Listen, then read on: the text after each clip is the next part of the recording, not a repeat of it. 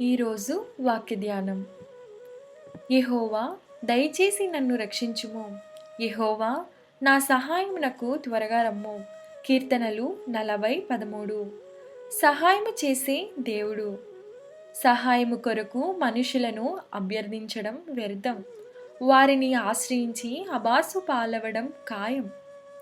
సహాయము అవసరమైన సమయంలో ఏ వనరులను ఆశ్రయిస్తున్నారు?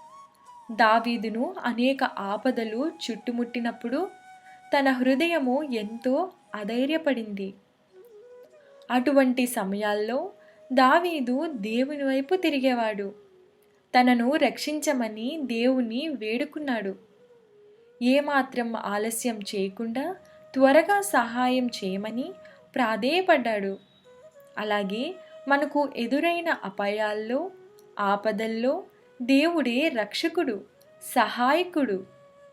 ఆయనను ఆశ్రయించిన వారికి సహాయం చేయకుండా ఉంటాడా? ప్రార్థన.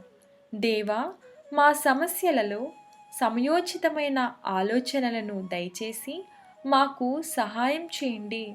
త్వరగా రక్షించండి. ఆమేన్. నేటి సూక్తి.